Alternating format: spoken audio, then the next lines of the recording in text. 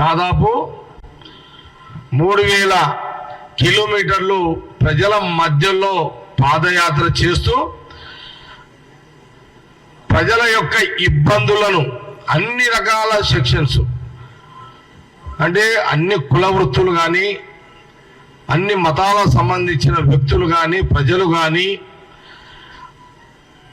అందరినీ కూడా యువకులను కానీ మహిళలను కానీ ఈ దేశంలో గ్రామీణ ప్రజలు ప్రాంతంలో ప్రజలు వ్యవసాయదారులు ఏ రకంగా ఉన్నారు, ఉద్యోగాల పరిస్థితి ఏంటిది, ఈ యొక్క 10 ఏళ్ల కాలంలో బీజేపీ ప్రభుత్వం ప్రజలకు చేసిన మోసాలు, ప్రజలు ఎంత నష్టపోయారు, దేశ ఆర్థిక వ్యవస్థ మీద ఇట్లా అనేక కోణాల్లో రాహుల్ గాంధీ గారు ఆ రోజు భారత జోడో యాత్ర చేసి ప్రజా ఇబ్బందులను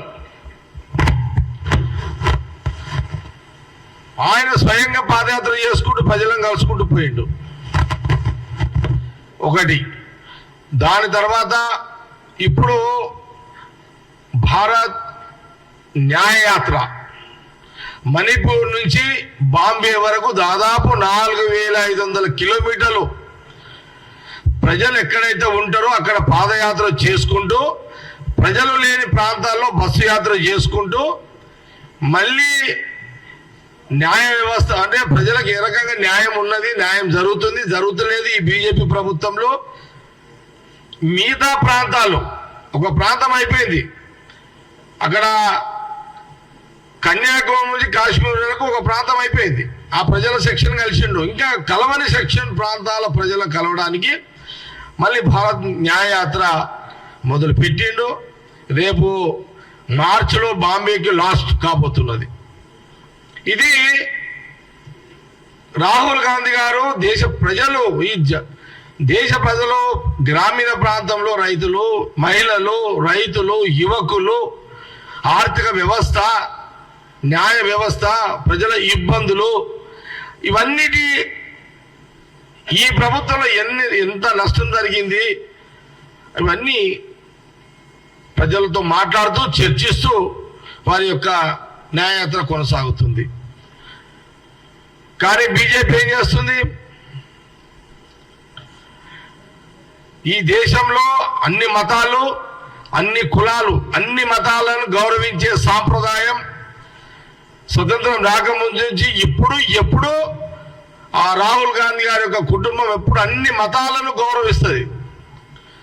అందుకే సెక్యులర్ భావాలతో ఉన్న కాంగ్రెస్ పార్టీ ఎప్పుడు కూడా లైన్ దాటదు. రాహుల్ గాంధీ గారి కుటుంబము కాంగ్రెస్ పార్టీ ఎప్పుడు కూడా లైన్ దాటదు. రాజకీయ పరంగా ప్రభుత్వం ఏర్పాటు చేసుకోవాలి, ఒక మతాన్ని రెచ్చగొట్టాలి అనే రాజకీయము రాహుల్ గాంధీ గారు ఎప్పుడు కూడా చేయరు. అది కాంగ్రెస్ పార్టీ విధానాలు అవి. కానీ బీజేపీ మతం ఒక దిక్కు, భగవంతుడు ఒక దిక్కు. ఈరోజు 10 ఏళ్ల కాలంలో అందరము దేవుళ్ళను మొక్తాము. బీజేపీ పార్టీ పుట్టిన కాడ నుంచి దేవుళ్ళను మొక్తలేము. ఈ భూమి మనిషి పుట్టిన కాడ నుంచి దేవుళ్ళను మొక్తూనే ఉన్నారు. ఇదేదో బీజేపీ పుట్టిన తర్వాతనే దేవుళ్ళను మొక్కుతున్నారు అనే ఒక వాతావరణాన్ని క్రియేట్ చేయడం నిజంగా అది దురదృష్టం. ఇంత నీచమైన రాజకీయం బీజేపీ పార్టీ కేంద్రం చేస్తున్నది. ఇంత దిగజారుడు యొక్క రాజకీయం, ఓన్లీ అధికారం కోసమే, వాళ్ళు ప్రధానమంత్రి ఉండడానికే. గుళ్ళు కట్టండి, మీరు కొత్త కట్టేది ఏముంది? గుళ్ళు చరిత్ర ఉంది. గుళ్ళు కట్టిన రాజ్యాలు లేవా? గుళ్ళు కట్టిన కాంగ్రెస్ పార్టీ అధికారం ఉన్న గుళ్ళు కట్టలే. కానీ దేవుడి గుడి కూడా ప్రచారం చేసుకోవచ్చు అని ఒక ఇట్లా చేసుకోవాలి అనే ప్రయోగం బీజేపీ మొదలుపెట్టింది. ఎందుకంటే వాళ్ళకు ప్రజా సమస్యల మీద వాళ్ళకు ఉండదు. ప్రజలు దేనికి తొందరగా కనెక్ట్ అవుతారు, ఏ ఎమోషన్కి కనెక్ట్ అవుతారు అనే యొక్క బీజేపీ సిద్ధాంతం ఏదైతుందో అంటే అందుకే దేవుని యొక్క భగవంతుని యొక్క ఒక ప్రచారాన్ని అడ్డం పెట్టుకొని, వాళ్ళు దేవుణ్ణి అడ్డం పెట్టుకొని వాళ్ళ రాజకీయ ప్రచారం, వాళ్ళు ఎక్కడ ఏమంటారు, రామ మందిర్ అంటారు, రామాలయం అంటారు, ఇట్లా దేవుని పేరే చెప్తారు. కానీ ఎప్పుడైనా సరే ప్రధానమంత్రి కానీ బీజేపీలు కానీ, ఇప్పుడు కిషన్ రెడ్డి కానీ బండి సంజయ్ కానీ తెలంగాణలో మేము పెట్రోల్ ధరలు తగ్గిస్తాం, పెంచేది లేకుండే, మా ప్రధానమంత్రి మోడీ డీజిల్ ధరలు పెంచేది లేకుండే పెట్రోలు, గ్యాసు, నిత్యావసర వస్తువులు, పప్పుల మీద కానీ, నూనె మీద కానీ, సబ్బుల మీద కానీ ఈ ధరలు పెంచుతుంటే ఎప్పుడు నోరు మెదపవారు, వీళ్ళు నోరు ఎప్పరు. ఎందుకంటే ఆ శక్తి, ఆ ధైర్యం, ఆ కెపాసిటీ కిషన్ రెడ్డికి లేదు, బండి సంజయ్కి లేదు. ప్రజలు కష్టాలను తీర్చడానికి ప్రభుత్వాలు ఉన్నాయి, కానీ ప్రజల యొక్క కష్టాలు ఇంకా పెంచడానికి ఈ ప్రభుత్వం బీజేపీ ఉందనేది మనం చాలా స్పష్టంగా కనబడుతున్నది. అందుకే రాహుల్ గాంధీ గారు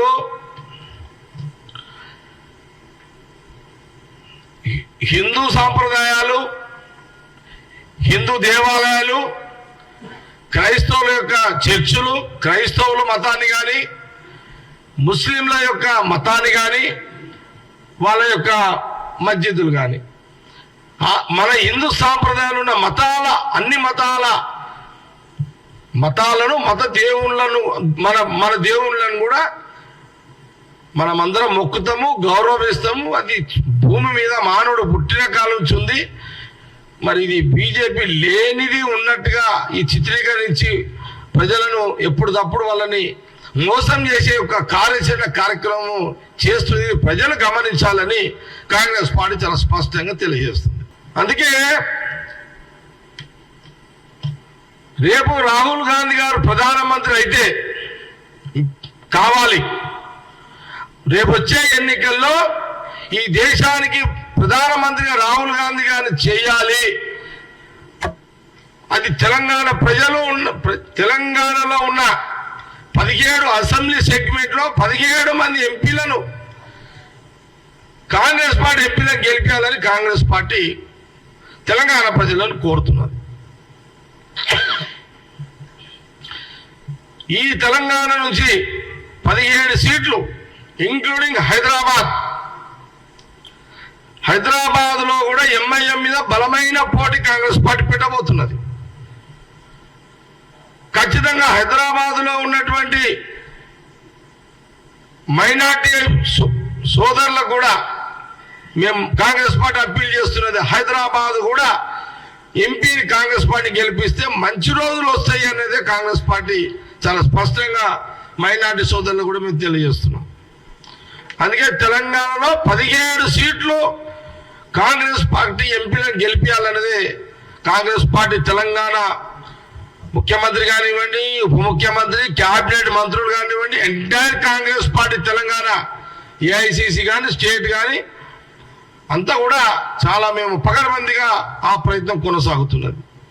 మాకు తెలంగాణ ప్రజలను అప్పీల్ చేస్తున్నాం, తెలంగాణ ప్రజలని రాహుల్ గాంధీ గారు ప్రధానమంత్రి చేయడానికి మీరందరూ తెలంగాణ ప్రజలారా 17 అసెంబ్లీ సీట్లను, పార్లమెంట్ అసెంబ్లీ సీట్లను మాకు అవకాశం ఇవ్వండి. రాహుల్ గాంధీ ప్రధానమంత్రి అయిన తర్వాత ఈ అధిక ధరలు తగ్గుతాయి, పెట్రోల్ ధరలు, డీజిల్ ధరలు, గ్యాస్ ధరలు, పప్పుల ధరలు, సబ్బుల ధరలు ఇవన్నీ కూడా తగ్గుతాయి. ఆర్థిక భారం ఇప్పుడు చూడండి, ఇప్పటి వరకు కూడా ఎంప్లాయ్మెంట్, కేంద్ర ప్రభుత్వం ఎంప్లాయ్మెంట్ అలా యువకులకు ఉద్యోగాలు సంబంధించిన బాధ్యత ఎక్కడైనా వహించిందా? 9 ఏళ్లలో మేము ఇన్ని కోట్ల మందికి ఉద్యోగాలు ఇచ్చినాము భారతదేశంలో యువకులకు అని బీజేపీ పార్టీ చెప్పగలుగుతుందా? లేదు. ఈ దేశంలో ఉన్న అనేక మంది పేదవాళ్లకు ఆర్థికంగా అభివృద్ధి చెందడానికి వాళ్ళకు ప్రభుత్వ పరంగా ఆర్థికంగా సహకారం చేసి ఆర్థికాభివృద్ధి దేశ ప్రజలు చేయడానికి బీజేపీ ప్రభుత్వం ఏమైనా చేసిందని చెప్పగలుగుతారా? కాంగ్రెస్ పార్టీ అడుగుతున్నది మిమ్మల్ని. కాబట్టి ఈరోజు రాహుల్ గాంధీ గారు ఈ పాదయాత్ర 3 నెలలు 4 నెలలు ప్రజల మధ్యలో చేస్తున్నాడంటే ఉద్దేశం ఏంటంటే ఆ ప్రభుత్వము గతంలో కాంగ్రెస్ ప్రభుత్వాలు ఉన్నప్పుడు ఎట్లయితే కేంద్రంలో చూడండి సోనియా గాంధీ గారు యూపీఏ చైర్మన్ ఉన్నప్పుడు మన్మోహన్ సింగ్ ప్రధానమంత్రి గారు 10 సంవత్సరాలు ఉపాధి హామీ గ్రామీణ ప్రాంతంలో ఉపాధి హామీని ఏర్పాటు చేయడం వల్ల ఆ గ్రామీణ ప్రాంతంలో పేదవాళ్ళందరూ ఏదో ఒక పని చేసుకొని జీవనోపాధి చేసుకోవడానికి ఒక ఉపాధి హామీ పథకం తీసుకొచ్చింది. అది ఒక గ్రామీణ ప్రాంతంలో ప్రజలు ఆర్థిక అభివృద్ధి చెందడానికి అదొక యూపీఏ కాంగ్రెస్ గవర్నమెంట్లో తెచ్చిన ఒక పథకం. ఇలాంటి పథకాలు బీజేపీ ప్రభుత్వం ఎక్కడైనా చేసిందని చెప్పగలుగుతారా? ఇప్పుడు ఏ సభలో పోయినా వాళ్ళు ఎంతసేపు శ్రీరాముని దేవుని గురించి, హనుమంతుని దేవుని గురించి, యువకులను హనుమంతుడని వాళ్ళని రెచ్చగొట్టి వాళ్ళ ఎమోషన్స్ని క్యాచ్ చేస్తుంది బీజేపీ పార్టీ. ఇది యువకులు కానీ ప్రజలందరూ కూడా గమనించండి. బీజేపీ ధరలు పెంచిందా తగ్గించిందా? మీరు దేవుళ్ళ పేరు చెప్పి మీరు ఎన్నికల ముందు దేవుళ్ళ పేరు చెప్పి గుళ్ళ పేరు చెప్పి మతం పేరు చెప్పి మీరు ప్రధానమంత్రి అయిన తర్వాత 5 ఏళ్ళు మన ప్రజలను పట్టించుకుంటలేరు. ఇది బీజేపీ యొక్క సిద్ధాంతం. ఇది ప్రజలందరూ కూడా గమనించాలని నేను తెలంగాణ ప్రజలను తెలుగు ప్రజలందరినీ కూడా నేను ఈ సందర్భంగా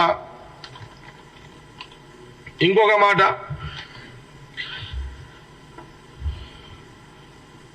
బీజేపీ ప్రచారం చేస్తున్నది 400 ఎంపీ సీట్లని.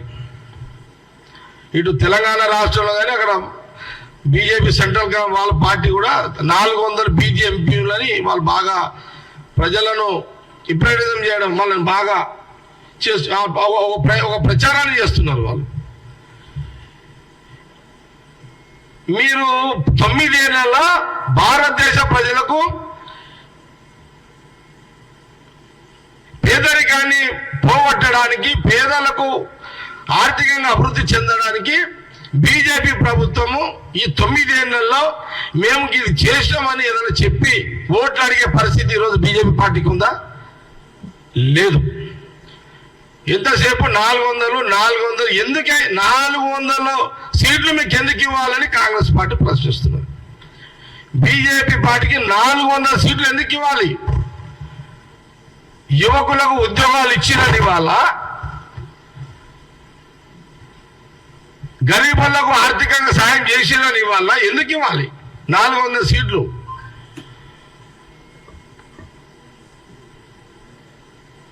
మీరు 420 బీజేపీ పార్టీ 420 చీటింగ్. మీరు 400 అడిగే అర్హత లేదు. మీరు 400 మోసాలు చేసిన బీజేపీ పార్టీ ప్రభుత్వము మీ మీద 420 కేసు పెట్టాలి. మీ మీద చీటింగ్ చేసారు భారతదేశ ప్రజలని. ఇది చాలా స్పష్టంగా కాంగ్రెస్ పార్టీ మీకు తెలియజేస్తున్నది. నేను ఒక మాట కాంగ్రెస్ పార్టీ స్పష్టంగా అడుగుతున్నది కేంద్ర బీజేపీ పార్టీని. ప్రతిరోజు అందరం దేవుని మొక్కుతాం పొద్దున్నే. ఒక తల్లిదండ్రులు ప్రతి ఇంట్లో కూడా అందరికి ఇబ్బందులు ఉంటాయి, అందరికి బాధలు ఉంటాయి. ఒక కుటుంబం మనం ఉదాహరణ తీసుకుంటే, ఒక కుటుంబంలో ఒక తల్లి కానీ ఒక తండ్రి కానీ పొద్దున్నే లేవగానే స్నానం చేసుకొని దేవుని ఏం మొక్కుతారంటే, నా కొడుకు చదివితే నా కొడుకు మంచిగా చెడ్డదారి ఇవ్వకుండా మంచి చదువు జ్ఞానాన్ని ప్రసాదించు దేవుడా, లేకపోతే నా కొడుకు చదివేసిండు, నా బిడ్డ చదివింది, ఉద్యోగాలు దొరుకుతలేవు, ఉద్యోగాలు వచ్చేటట్టు చూడు దేవుడా, లేకపోతే నాకు ఇల్లు లేదు కిరాయి ఇంటున్నా, ఒక ఇల్లు వచ్చేటట్టు చూడు దేవుడా, నా ఇంట్లో ఎవరికొకరు ఆరోగ్యం బాగాలేకపోతే ఆరోగ్యం మంచికి దేవుడా అని మనం ఎవరమైనా మనుషులము ఇంట్లో ఇబ్బందులు ఉంటే అందరము మొక్కుతాం. ఈ సహజంగా మనం దేవుని మొక్కితేనే మనం సాటిస్ఫాక్షన్ లైఫ్ గడపగలుగుతాం. ఇది ఈ జ్ఞానం కూడా బీజేపీ వాళ్ళు, దీన్ని కూడా వాళ్ళు ఈ బలహీనతలు మీరు ఎప్పుడైనా సరే ఒక దేవుని పేరు శ్రీరాముని పేరు చెప్పి ఎట్లా ఓట్లు అడగాలనే ప్రయోగం చేస్తున్నాయి కానీ ఒక పేదవాడి కడుపు నింపి ఓట్లు అడిగే ప్రయత్నం బీజేపీ పార్టీ చేసిందా? ఇప్పటి వరకు చేయలేదు. ఎందుకు చేయలేదు? శ్రీరాముని పేరు చెప్పి మీరు ఓట్లు అడుగుతున్నారు కానీ అదే ఓటని నీ కడుపు నిండా అన్నం నీకు నువ్వు మంచిగా ఉన్నావా, ఎట్లున్నావు, నీ ఆర్థిక ఇబ్బంది ఏంది, దానికి ప్రభుత్వ పరంగా మేము ఏం చేయాలని అడిగి ఓట్లు అడుగుతున్నావా? లేదు, అట్లా అడుగుతలేవు నువ్వు.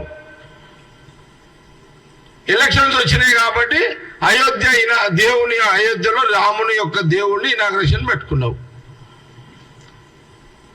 అదేదో ఎన్నికలకు 2 నెలల ముందు ఎందుకు పెట్టినావు?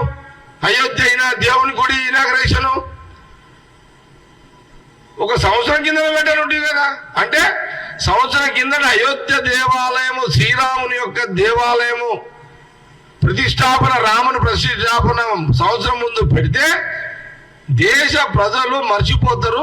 2 నెలల ముందు పెడితే దేశ ప్రజలు గుర్తుంటది, ఓట్లు దండిగా వేస్తారు అనేది బీజేపీ యొక్క ప్రయోగం. దేవుడి మీద భక్తి ఉన్నట్ట ఇది. కాబట్టి ప్రజలందరూ కూడా ఆలోచన చేయాలనేది చాలా స్పష్టంగా నేను ఈ సందర్భంలో ఆలోచన చేయాలి. ప్రజలు కూడా ఎన్నికల ముందు బీజేపీ యొక్క ప్రసంగాలు విని యువకులు లేకపోతే ఎవరైనా ప్రజలు బీజేపీకి అట్లా అవకాశం ఇచ్చి మళ్ళీ 5 ఏళ్ళు ఎంత బాధపడ్డా లాభం లేదు అనేది కాంగ్రెస్ పార్టీ స్పష్టంగా తెలియజేస్తుంది. ఈ రోజున రాహుల్ గాంధీ గారు ప్రజల మధ్యలో ఉండు ప్రజలను ఏదో రకంగా ఆర్థిక అభివృద్ధి చెందాలి, యువకులు బాగుండాలి, రైతులు బాగుండాలి, మహిళలు బాగుండాలి, దినదినవాది ఆర్థికంగా ఎదగాలి అన్నదే రాహుల్ గాంధీ గారు ప్రజల మధ్యలో తిరుగుతూ ఉన్న విషయాన్ని కూడా గమనించాలనేది ప్రజలందరూ కూడా నేను ఈ సందర్భంగా కోరుతున్నాను.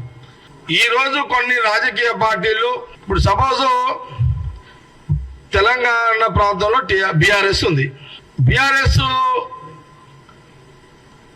సెక్యులర్ ఇప్పుడు సెక్యులర్ భావంలో అసలు మొదలు బీఆర్ఎస్ ఒక స్పష్టత ఇవ్వాలి. బీజేపీ ఏమో మతంతో కూడుకున్న రాజకీయం చేస్తున్నటువంటి బీజేపీ. బీఆర్ఎస్ సెక్యులర్ పార్టీ అని చెప్తున్నా కూడా మత రాజకీయ పార్టీతో సంవాదాలతో బీఆర్ఎస్ ఉన్నది. మీరేమో అడుగుతున్నారు ప్రతాప్ ఏంటది? ఈరోజు మీరు అడుగుతున్నది అదే, ఇది ఇండియా కూటమిలో సీట్ల సర్దుబాటు అన్ని రాష్ట్రాలలో అవుతుంది అని అడుగుతున్నారు. వాస్తవాన్ని కూడా ఈరోజు రాహుల్ గాంధీ గారు ఈ భారత్ జోడో భారత్ న్యాయయాత్ర ప్రజల మధ్యలో తిరుగుతున్న సందర్భంలోనే ఈరోజు అనేక రాజకీయ పార్టీలు వివిధ రాష్ట్రాలలో సెక్యులర్ భావాలతో ఉన్న కాంగ్రెస్ పార్టీ రాహుల్ గాంధీ గారి ఒక యాత్రలు ఈరోజు అందరూ కూడా ముందుకు వచ్చి సీట్ల సర్దుబాటు వాళ్ళు చేసుకోవడం జరుగుతుంది. ఇది వాస్తవం. ఇదంతా కూడా రాహుల్ గాంధీ యాత్ర చేస్తున్నారు కదా, రాహుల్ గాంధీని న్యాయయాత్ర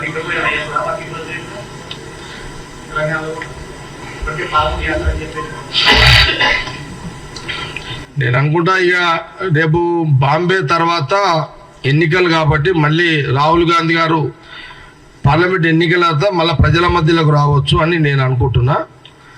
నెక్స్ట్ ఈసారి మళ్ళా వారు రాహుల్ గాంధీ గారు ప్రజల మధ్యలోకి మళ్ళీ ఎన్నికల తర్వాత వారు వస్తారు అని నేను ఊహించి మాట్లాడుతున్నా. నాకు ఇన్ఫర్మేషన్ తోటి కాదు. మళ్ళీ ప్రజల మధ్యలోకి రాహుల్ గాంధీ గారు వచ్చినప్పుడు నెక్స్ట్ ట్రిప్ మూడో ట్రిప్ వచ్చినప్పుడు తప్పకుండా మళ్ళీ ఒకసారి తెలంగాణ ప్రాంతంలో మళ్ళీ ఒక యాత్ర చేయాలని కూడా కోరుతాం. తప్పకుండా ఆయన చేయమనే కోరుతాం. ఇక రాహుల్ గాంధీ గారు వస్తే ఎవరైనా రాహుల్ గాంధీ గారు వస్తే అందరం పడి వెంబడపోతాం కదండి. అది అర్థం చేసుకోవాలని ప్రతాప్ అని చెప్తున్నాను. రాహుల్ గాంధీ గారు వస్తే అందరు పోతారు, నేను పోతే ఎవరు వస్తారమ్మా?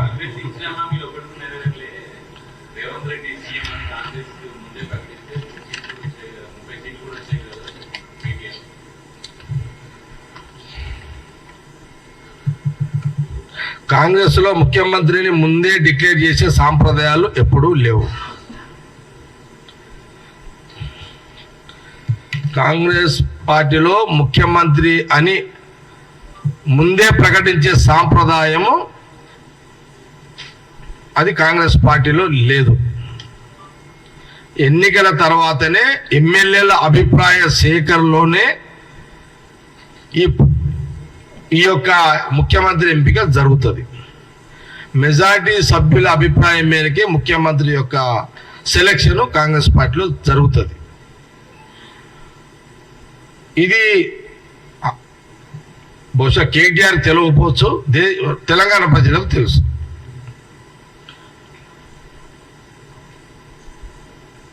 కేసీఆర్ కూడా తెలుసు, ఎందుకంటే ఆయన కాంగ్రెస్ నుంచే పోయినాడు కాబట్టి ఆయనకు తెలుసు.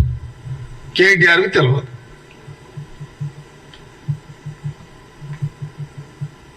కేసీఆర్కి సాంప్రదాయాలు, కాంగ్రెస్ సాంప్రదాయాలు కేసీఆర్ గారికి మొత్తం తెలుసు. కేసీఆర్ గారు మాట్లాడుంటే దానికి జవాబు చెప్తుంటే, కేటీఆర్కి ఏం తెలియదు, తూ తెలియదు తా తెలియదు ఇక్కడ కాంగ్రెస్ గురించి. కేసీఆర్కు తండ్రి చాటు బిడ్డ కేటీఆర్.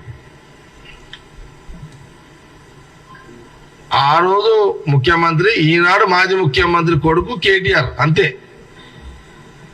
కాబట్టి కాంగ్రెస్ పట్ల పూర్తి అవగాహన చేసుకొని కేటీఆర్ రాజకీయాల గురించి మీడియా ముందు మాట్లాడితే కొంత ఏది మాట్లాడాలో ఏది మాట్లాడద్దు కాంగ్రెస్ గురించి అని మాట్లాడదు. తెలంగాణ ప్రజలకు, తెలుగు ప్రజలకు చాలా తెలుసు. ఎప్పుడైనా సరే ఆఫ్టర్ ఎలక్షన్ మెజార్టీ వచ్చిన తర్వాత, ఎలక్షన్ తర్వాతనే ముఖ్యమంత్రిని చేయడం జరుగుతుంది. ఇది కాంగ్రెస్ పార్టీ పాలసీ. ఇది బీజేపీ ఏమో దేవుని పాలిటిక్స్, గాడ్ పాలిటిక్స్ చేస్తున్నది. BJP God politics. Rahul Gandhi Congress party public politics, అంటే పబ్లిక్, ప్రజలతో కూడుకున్న రాజకీయ వ్యవస్థగా కాంగ్రెస్ పార్టీ చేస్తుంది. హైదరాబాద్ ఎంఐఎంని, హైదరాబాద్ కాంగ్రెస్ పార్టీ ఎట్లా గెలవాలో అనేది కూడా కాంగ్రెస్ పార్టీ వ్యూహం చేస్తున్నాం. అందుకే మా మా మా మా కాంగ్రెస్ పార్టీ తెలంగాణ మా లైన్ 17 సీట్లు, ఎట్టి పరిస్థితుల్లో 17 కాంగ్రెస్ ఎంపీలు గెలవాలి. తెలంగాణలో రాహుల్ గాంధీ ప్రధానమంత్రి కావాలి అనేది తెలంగాణ కాంగ్రెస్ తీసుకున్నటువంటి నిర్ణయంలో భాగమే. చాలా సీరియస్గా గ్రౌండ్ వర్క్ జరుగుతున్నది. తెలంగాణ ప్రజలందరూ కూడా మేము అప్పీల్ చేస్తున్నాము. మీడియా, తెలంగాణ మీడియా ద్వారా, గాంధీభవన్ మీడియా ద్వారా మేము అప్పీల్ చేస్తున్నాము. 17 సీట్లు తెలంగాణలో ఎంపీ అవకాశాలు కాంగ్రెస్ పార్టీకి ఇవ్వండి. రేపు ప్రధానిని రాహుల్ గాంధీని చెయ్యాలి. ధరలన్నీ తగ్గుతాయి. మనం తినే తిండి వస్తువుల మీద ధరలు తగ్గుతాయి. అన్నిటి మీద ధరలు తగ్గుతాయి. కాబట్టి తెలంగాణ ప్రజలు, తెలుగు ప్రజలు బాగా ఆలోచన చేసి ఇక్కడ తెలంగాణలో 17 సీట్లు కాంగ్రెస్ ఎంపీలు గెలిపించాలనేదే మా యొక్క విన్నపం తెలంగాణ ప్రజలతోటి. బీజేపీ బీఆర్ఎస్ జేబులు నింపుకునే కార్యక్రమే కానీ పేద ప్రజల కడుపు నింపే కార్యక్రమం చేస్తలేదు.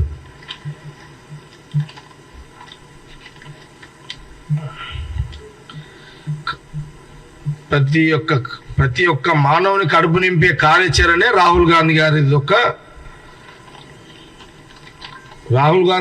కార్యాచరణ ఎట్లుంటుంది కాంగ్రెస్ పార్టీ అంటే, ప్రతి ఒక్కరు సంతోషంగా ఉండాలి, ప్రజలందరూ సంతోషంగా ఉండాలి, పండుకుంటే మంచిగా నిద్రపోవాలి, కడుపుండే తిండి తినాలి, కష్టాలు ఉండొద్దు. అదే రాహుల్ గాంధీ కాంగ్రెస్ పార్టీ సిద్ధాంతం.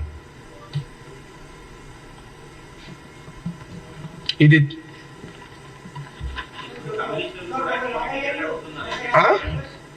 చెప్తా నీకు చెప్తా రాజు.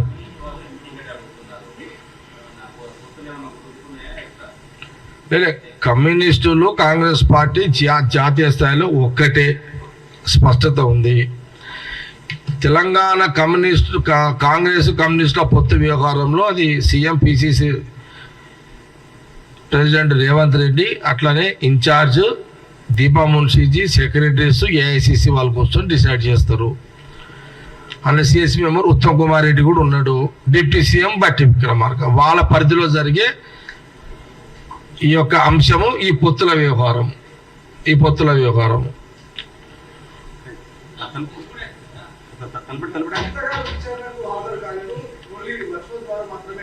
ఏంటది?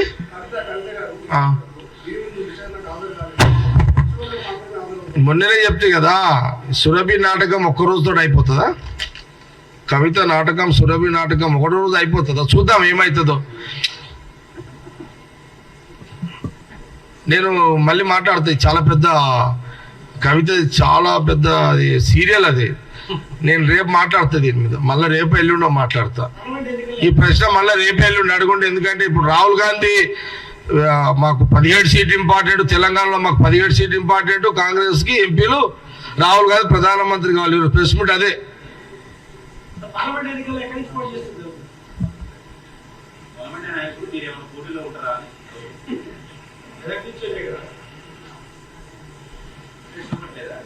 మీకు కొన్ని ప్రశ్నలకు నాకు చెవుకి వినబడతలేవు అవి. అట్లా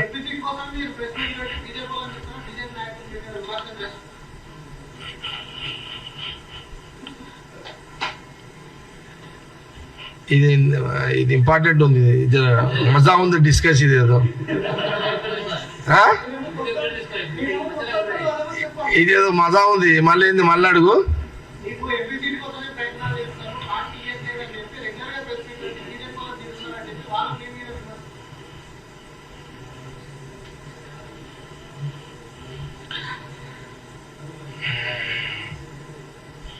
కానీ మీ ప్రశ్నకు జవాబు చెప్పాలని ఉంది. కానీ ఈరోజు మా మెయిన్ ఎజెండా రాహుల్ గాంధీ ప్రధానమంత్రి కావాలి, 17 తెలంగాణలో ఎంపీ సీట్లు గెలవాలి. మళ్ళీ ఒకసారి అడుగు బ్రదర్. అది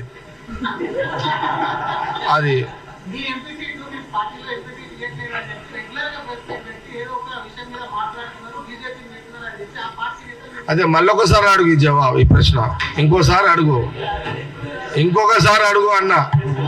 ఇది దీనికి జవాబు చెప్తా నీకు, ఇంకొక రోజు అడుగు. ఇది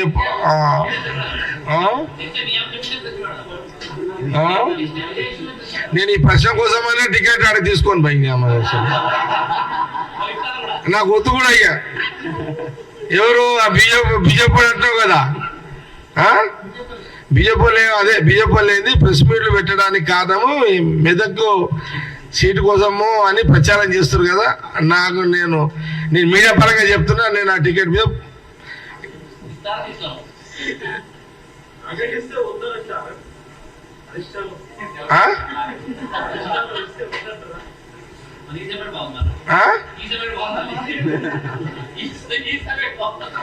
ఆయన మీరు సరే మీరేమి వాళ్ళు అన్నారు కాబట్టి అడుగుతున్నారు. ఆయనకి అడిగినోని కూడా ఇంత ఉండాలి. జగ్గారెడ్డి క్యారెక్టర్, ఇప్పుడు జగ్గారెడ్డి స్టైలే కాదు అట్లా. అది నేను నిజంగా కావాలని అనుకుంటే నేను డైరెక్ట్గా అడుగుతా కదా, ఈ డొంక తిరుగులేందుకు ఇదంతా. ఇప్పుడు నేను నిజంగా ఎంపీకి పోటీ చెయ్యాలని నాకు ఇంట్రెస్ట్ ఉంటే నేను ఫస్ట్ ఇన్ఛార్జికి చెప్తుంటే, సీఎం రేవంత్ రెడ్డి కూడా చెప్తుంటే, పోయి పిసిసి ప్రెసిడెంట్ ఆయనే కదా, ఆయనకే చెప్తా కదా. ఈ డొంక తిరుగుడు ఎందుకు? ఈ తెలివి కూడా లేదా బీజేపీ వాళ్ళకు? అరే ఏం పొలిటికల్ చేస్తున్నారా నాయన మీరు? ఈ షార్ట్ కట్లు లీడర్లు ఎక్కువైపోయారు బీజేపీలో. బీజేపీ పుట్టినాక నేను పుట్టినప్పుడు బీజేపీ ఇంకా పుట్టలే, అంతేనా? నేను 66లో పుట్టినా, 66లో పుట్టినా. అది ఎప్పుడు పుట్టింది? ఇదండి, నేను 66, 1966లో 7 జూలైలో నేను పుట్టినా. బీజేపీ ఎప్పుడు పుట్టింది? 80లో పుట్టింది. నేను బీజేపీ పార్టీ పుట్టక ముందే నేను పుట్టినా. బీజేపీ ఎప్పుడైతే పుట్టిందో ఏ సంవత్సరంలో, అప్పటి నుంచి నేను ఉన్నా. వాళ్ళ కథ అంతా నాకు తెలుసు. ఈ మొన్న వచ్చినోడికి ఏం తెలుసు? తూదెల తాదెల వీళ్ళకు ఏమని ఏమని తెలుసా బీజేపీ గురించి వీళ్ళకు? నేను అప్పుడు అది మళ్ళీ ఒకసారి చెప్తా మీకు వాళ్ళ కథ కదా. విచిత్రంగా మాట్లాడతారు. ఆ మాట్లాడడానికి ఇంత తెలివని ఉండాలి, బుర్రాన్ని ఉండాలానికి. అరే చూడండి ఏముందిరా నాయన, నేను మనము రాజకీయంగా మీరు ఏదన్నా అవతల విమర్శించేటప్పుడు కొంత మెటీరియల్ ఉండాలి దగ్గర.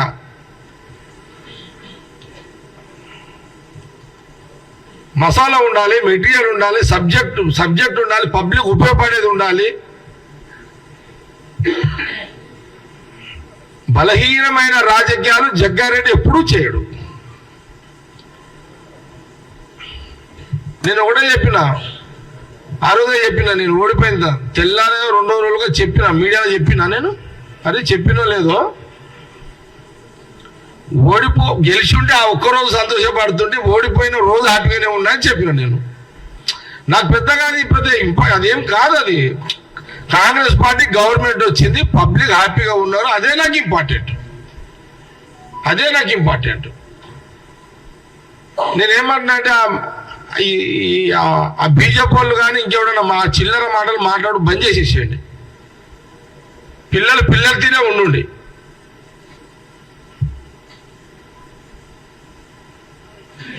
నువ్వు అన్నోని పేరు చెప్పలేవు నాకు. అంది ఆడ అన్నోడు ఎవడు? ఆయన ఎవరు? ప్రభాకర్ పక్కకున్నోడికే తెలియదు. వీళ్ళు స్టేట్మెంట్లు ఇస్తారు, పనికి మళ్ళీ స్టేట్మెంట్లు. అరే నీ అమ్మ ఏం రాజకీయాలు చేస్తారు అబ్బాయి మీరు?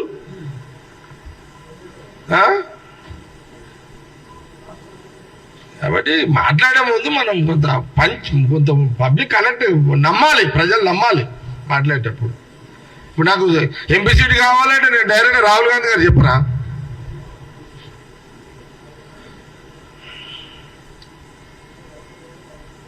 నేను ఇప్పుడు ఇన్ఛార్జ్కి చెప్తా, ప్రెసిడెంట్కి చెప్తా, ఉత్తమ్ కుమార్ రెడ్డికి బడ్డీకి చెప్తా, లేదా డైరెక్ట్ రాహుల్ గాంధీ గారు కేసీ గోవర్నర్ చెప్తా. నాకు ఇంట్రెస్ట్ ఉంటే డైరెక్ట్గా చెప్తా కదా. గీతలు కూడా లేదా బీజేపీ వాళ్ళకు? నాది సెకండ్ 3 ఎట్లుంటుందో తెలియదు రాజు.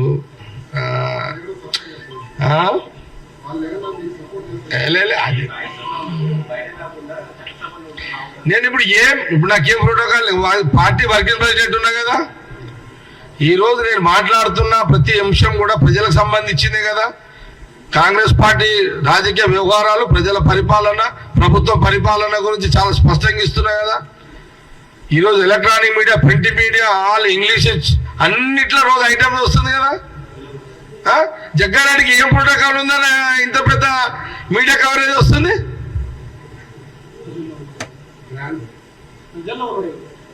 ప్రజల్లో ఉన్నాడు జగ్గారెడ్డి, ఒక బ్రాండ్. నేను ప్రోటోకాల్ బ్రాండ్ కాదు, జగ్గారెడ్డి అంత కష్టపడ్డా ఆ బ్రాండ్ తెచ్చుకున్నా. జగ్గారెడ్డి పబ్లిక్ లీడర్, అదే నా బ్రాండ్. అర్థమైంది కదా అందరికి ఇప్పుడు? ఇక ఓకే, థ్యాంక్ యూ.